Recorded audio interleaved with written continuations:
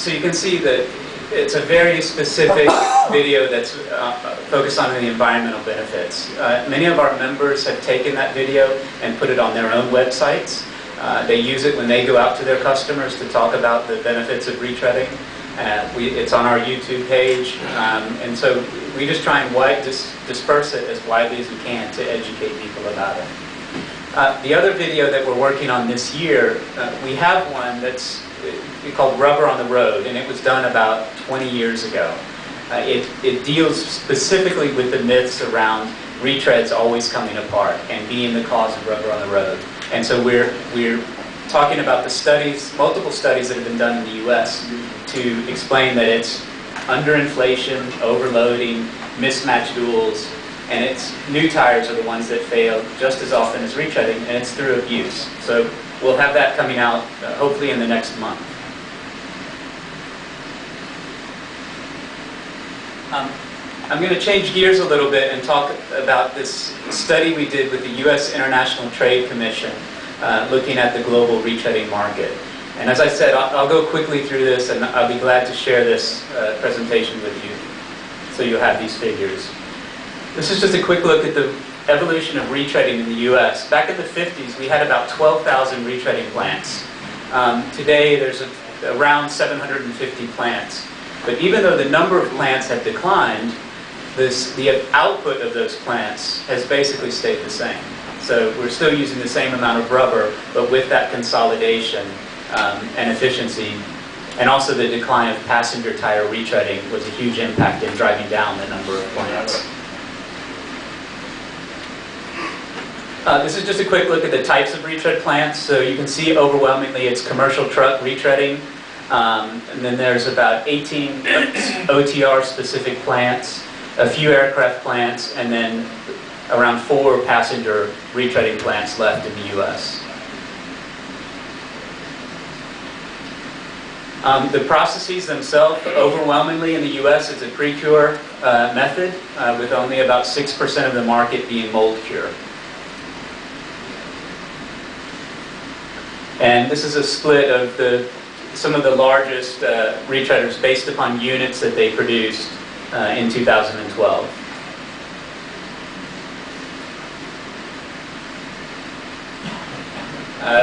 You saw this in the video.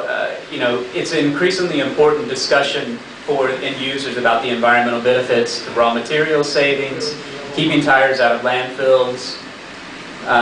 You know, in the U.S., we have an executive order through the U.S. government that they encourage the use of retreaded tires where applicable. And any government agency that is buying new tires has to consider buying retreaded tires if it works in that specific application. And some of you may or may not be familiar, the EPA has created a voluntary program in the U.S. called SmartWay, where it's low rolling resistance tires. And it was originally started for new tires, but now retreaded tires are a part of that program as well. And they can be verified as low rolling resistance and qualified for SmartWay approval for use by fleets and trucks. I'm sorry, these figures are a little bit old. We're in the process of collating new information from 2012 and 2013. But this just looks at U.S. exports of retreaded tires. We exported about $18 million worth, and you can see our largest exporting locations, Mexico and Canada. And then that's the percentages or the change from a 3-year period. From an importing standpoint, we imported about 11 million tires, most of them coming from Canada.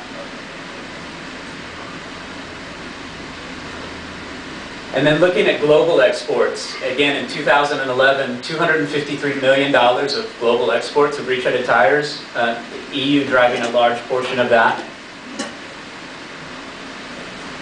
And then the countries where we had the largest change over that 3-year period. So you can see China had about 120% increase in their exports of retreaded tires, and mostly in Asian countries the largest percentage increases. From an importing standpoint, it's very fragmented.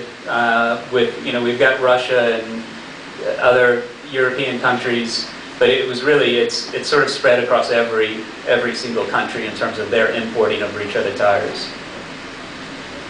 And then the largest percentage changes with Ukraine and Russia, and the US with the largest change in that 3-year period.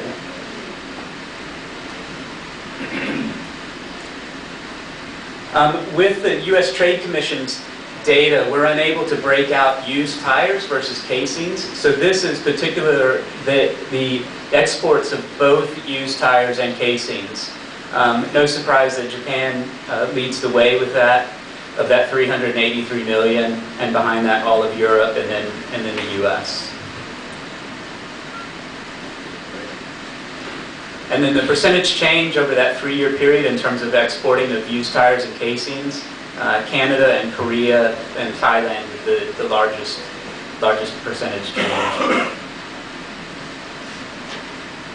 And imports of used tires and casings, again, very fragmented, but the US and all of Europe still leading the way. Mexico behind them in terms of imports of used tires and casings.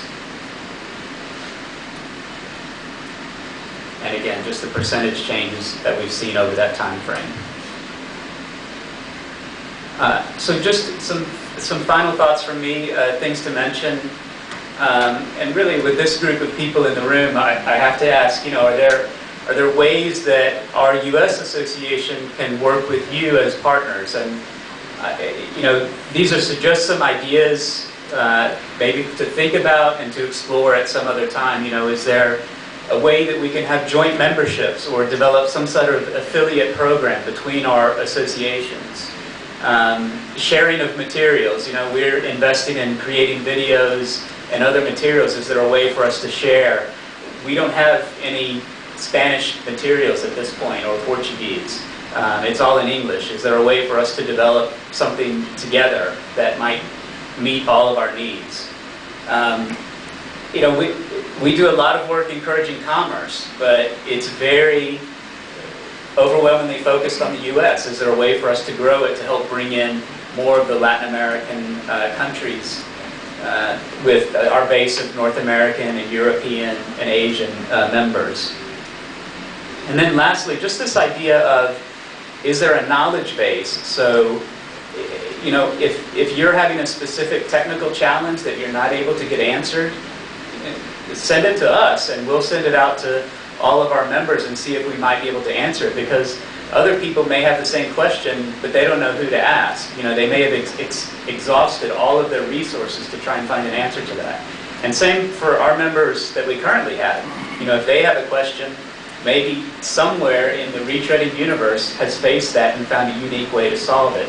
And we like to be a repository of information that can help solve technical challenges.